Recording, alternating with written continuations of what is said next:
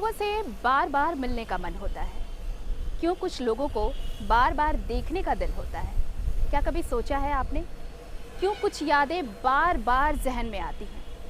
इसलिए क्योंकि ये स्पेशल होती है। नमस्कार, मैं आरती सिंह हाजिर हूँ स्पेशल रिपोर्ट लेकर।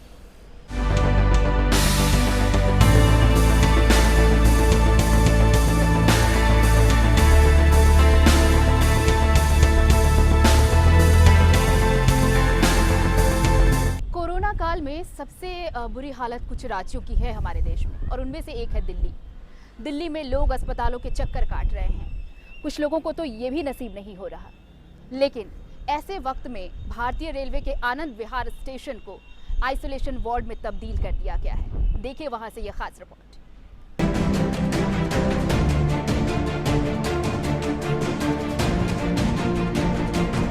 दिल्ली में कोरोना केसेस में लगातार बढ़ोतरी देखी जा रही है। दुकानें खुलने के बाद संक्रमण की संख्या में तेजी से इजाफा देखा गया है। दिल्ली के अस्पतालों में बेड की संख्या कम है और मरीज ज्यादा। ऐसे में भारतीय रेल ने दिल्ली की सहायता के लिए आनंद विहार रेलवे स्टेशन को आइसोलेशन सेंटर के रूप में तब्दील कर दिया है।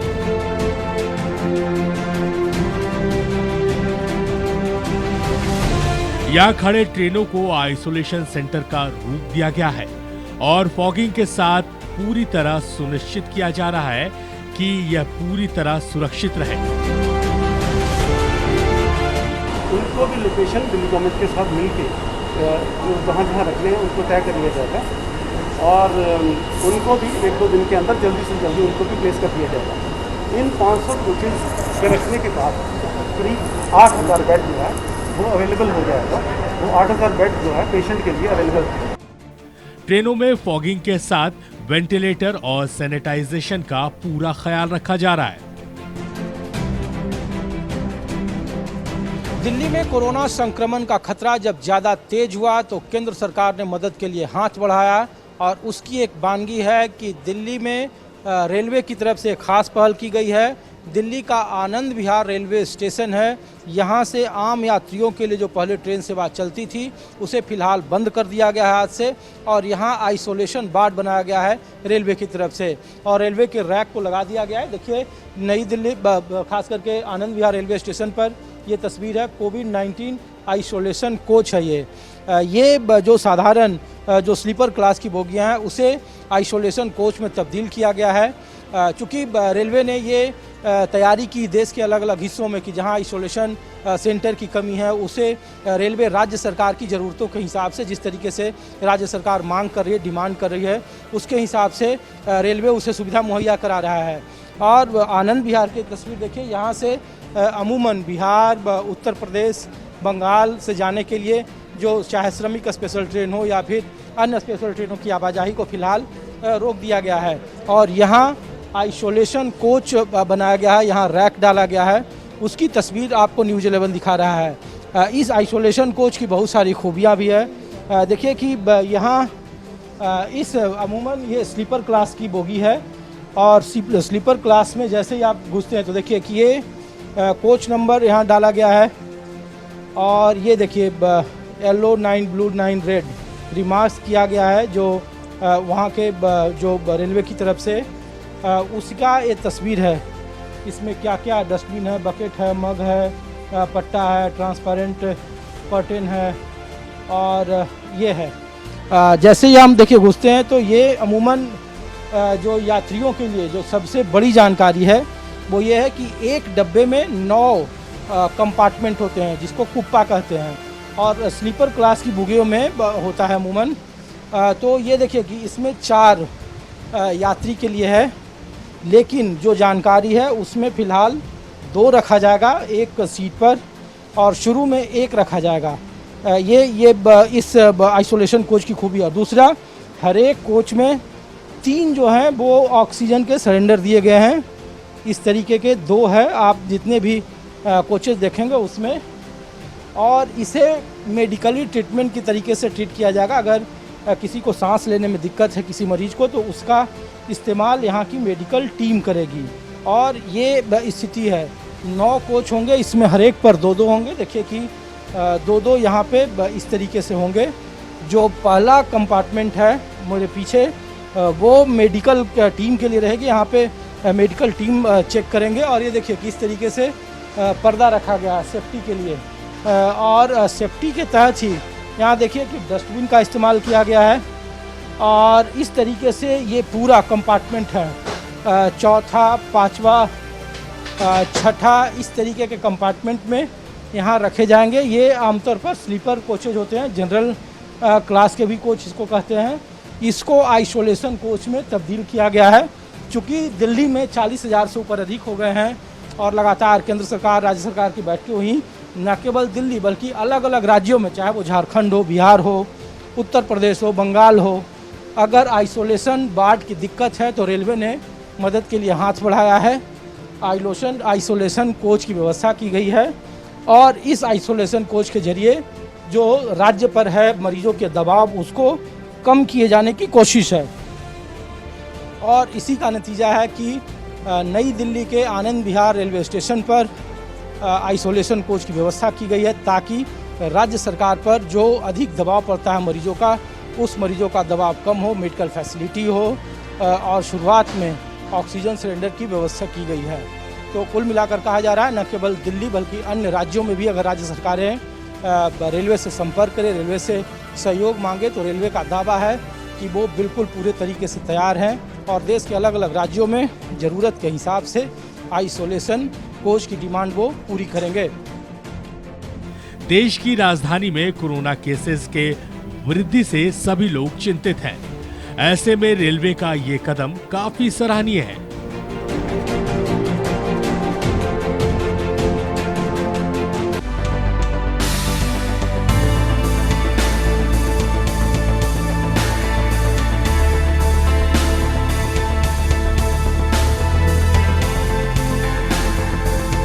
लॉकडाउन के बाद अनलॉक 1 आया और उसमें कई चीज़ों को छूट दी गई और इनमें से एक था ऑटो चालक अब अपना ऑटो चला पाएंगे, लेकिन सोशल डिस्टेंसिंग का भरपूर ख्याल रखते हुए, यानी कि महज 2 सवारियां वो बिठाएंगे।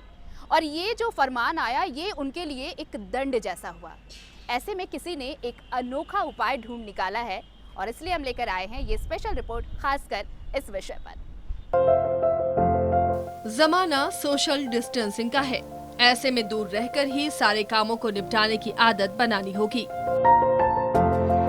धनबाद में ऑटो चालक ने भी अपने ऑटो में सोशल डिस्टेंसिंग का एक अनोखा डिजाइन अपने ऑटो के लिए निजात किया है।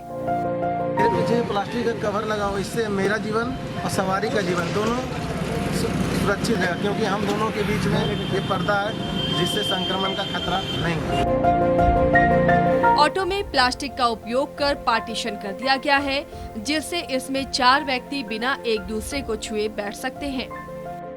हम लोग आदमी को भी सुरक्षा दे रहे हैं। वैसे तो 2 आदमी बैठाने का ऑर्डर है, हम लोग 2 ही आदमी को लेके जा रहे हैं अभी, लेकिन इस तरह का बना दिया गया है कि हम लोग अगर ऑर्डर मिले तो 4 आदमी को भी बैठा सकते हैं। पर्दा इसलिए लगा है कि दूसरा आदमी से टच ना हो और दूसरे से दूरी का मेंटेन भी ऐसे बना रहे। लॉकडाउन के पहले धनबाद जैसे व्यस्त शहर में ऑटो खचाखच भरी रहती थी, लेकिन प्रशासनिक आदेश के बाद अब ऑटो में 2 से ज्यादा व्यक्ति की सवारी नहीं की जा सकती। ऐसे में इस नई तकनीक से लोगों में उत्साह है। हमें बहुत अच्छा लगा क्योंकि इसमें जो है हमें एक दूसरे से कनेक्टिविटी नहीं रहती है और सबसे बेहतर है क्या सैनिटाइज़र लगा हुआ है इस गाड़ी में, जिसको हाथ में लगा के बैठना है और फिर उतरते समय भी सैनिटाइज़र का यूज़। बहुत बढ़िया लग रहा है, टेम्पो में बैठने से बहुत बढ़िया व्यवस्था किया है। बीमारी से भी आदमी बचेगा और हम लोग 2 प्रतिशत बैठेगा। जिला प्रशासन से जब इसके बारे में पूछा गया तो उन्होंने साफ कर दिया कि किसी भी परिस्थिति में 2 से ज्यादा व्यक्तियों को ऑटो में बैठने की इजाजत नहीं मिलेगी।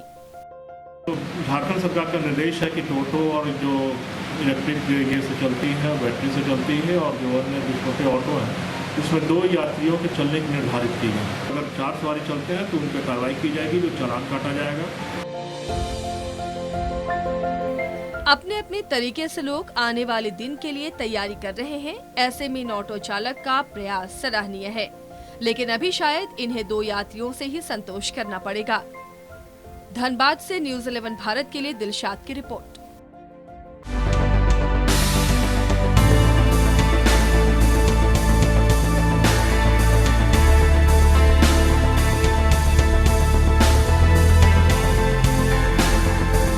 और अब बात कर लेते हैं प्रयाग संगीत समिति और प्राचीन कला केंद्र की। जी हाँ, ये एक ऐसे संस्थान है जहाँ से वर्षों से सरकारी और गैर सरकारी संस्थानों में नौकरी मिलती आई है लोगों को, लेकिन झारखंड सरकार ने अब इसकी मान्यता ही रद्द कर दी है।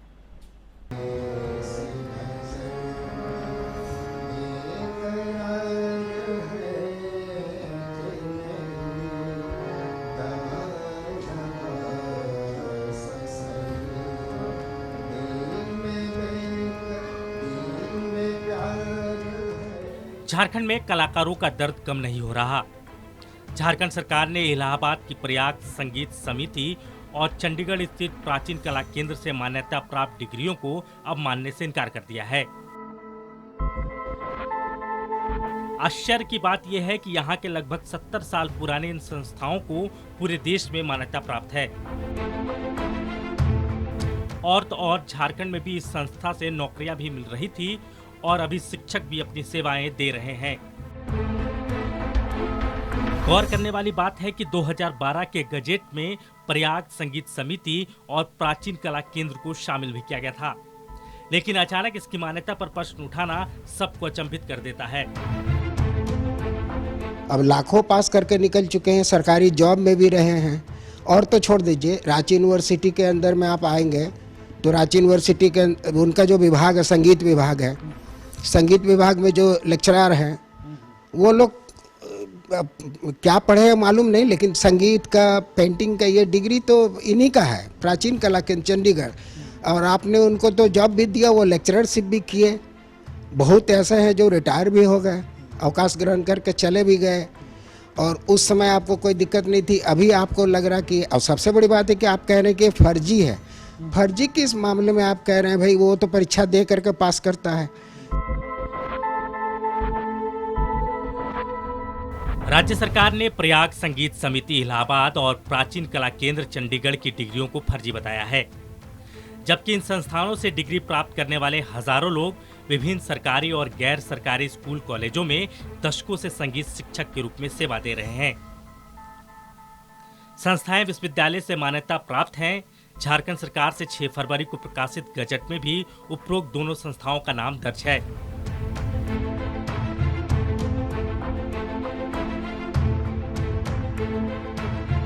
संस्थाओं से जुड़े लोगों ने सरकार के निर्णय को गलत बताया।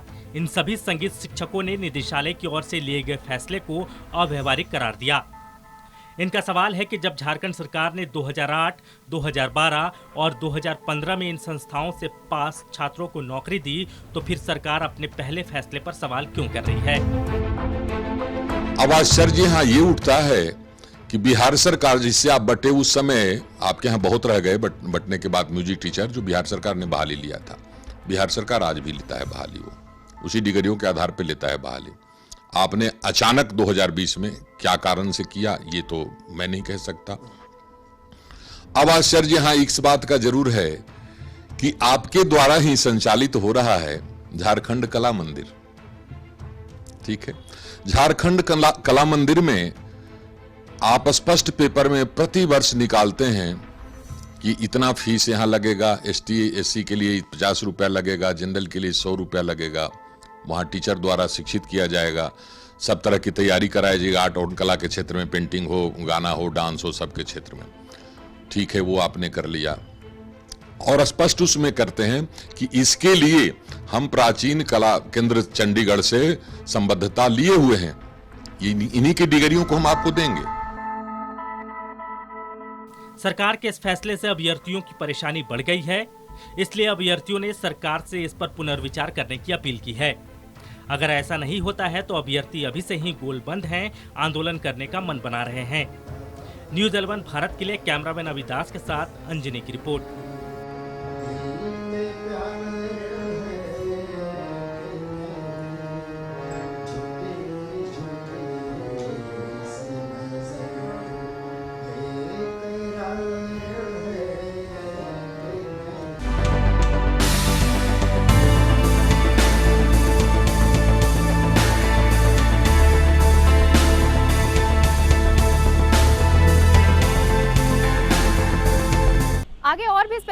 खूबियां हैं, लेकिन रुकेंगे फिलहाल छोटे से ब्रेक के लिए।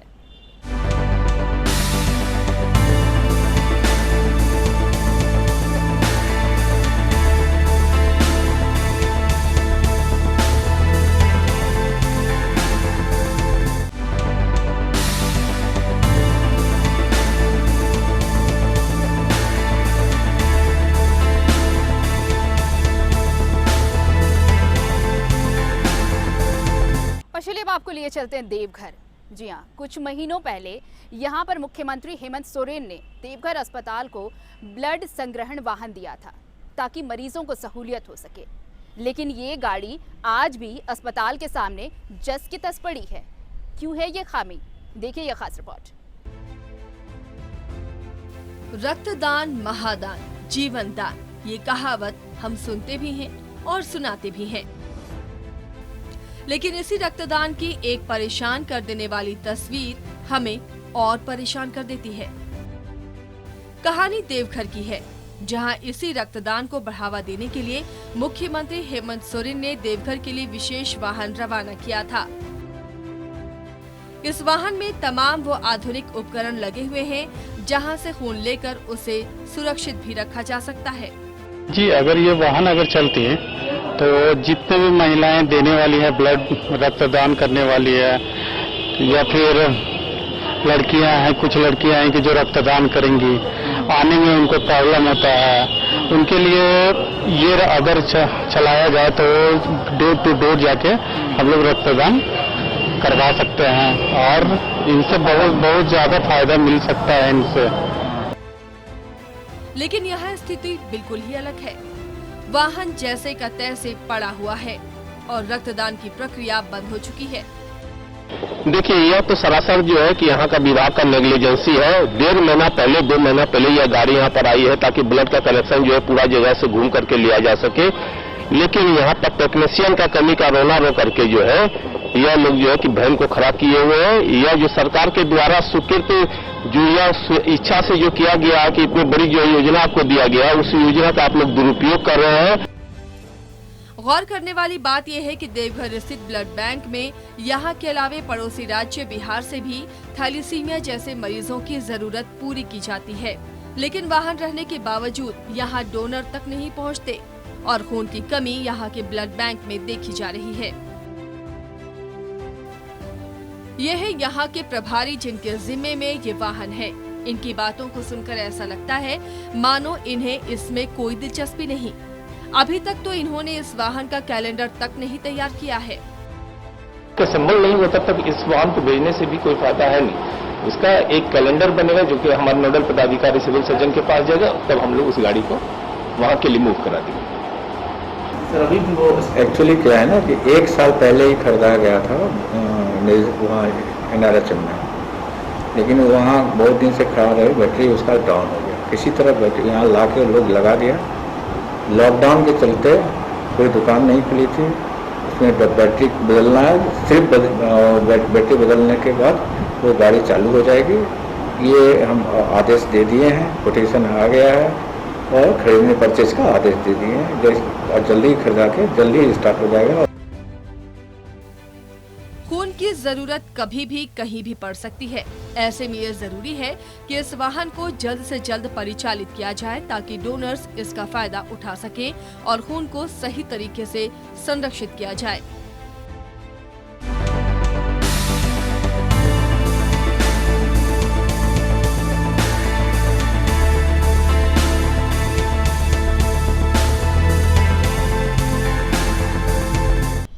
झारखंड में रोजगार के नए नए अवसर तलाशे जा रहे हैं। खुद हेमंत सरकार इस कोशिश में लगी है कि जो प्रवासी लौटे हैं उन्हें भी रोजगार से जोड़ा जाए।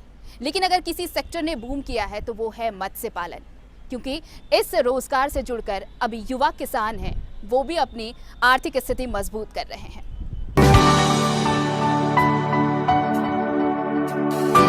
पिछले कुछ सालों में झारखंड में मत्स्य पालन को लेकर काफी जागरूकता आई है। विभागीय प्रयास से आज झारखंड मत्स्य पालन में आत्मनिर्भर होने के कगार पर है। ऐसे में अब जिन किसानों के पास अपना तालाब नहीं है, वे भी मत्स्य पालन को अपना सकते हैं।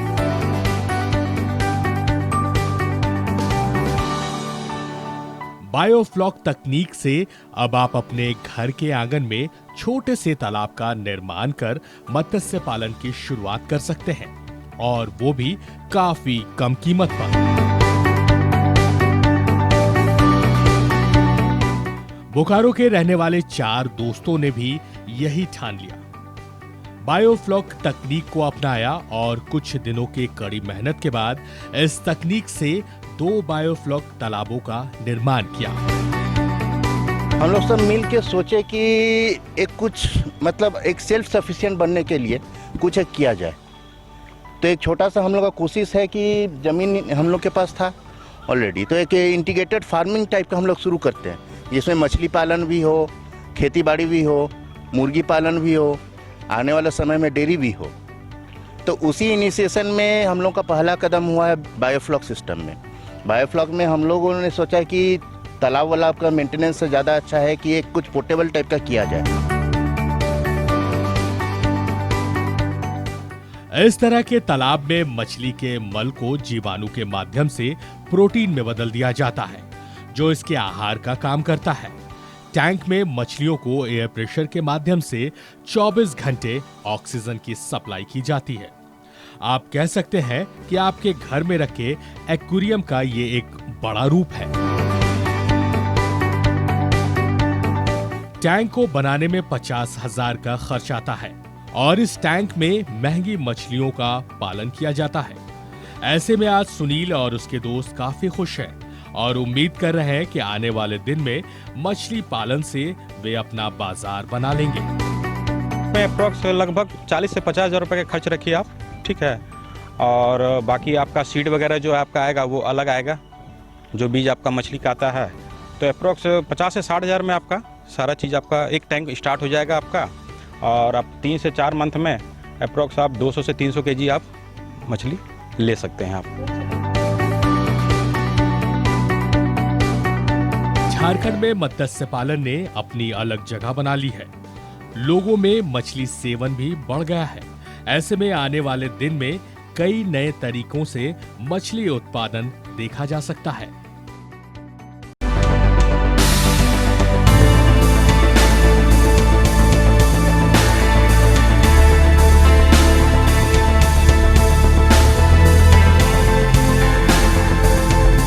तो आज के स्पेशल रिपोर्ट में इतना ही, लेकिन अगली बार फिर कई कहानियां होंगी जो आपको भी रोमांच से भर देंगी। लेकिन ज़रूरी है कि आप इसके लिए न्यूज़ 11 भारत के साथ बने रहें।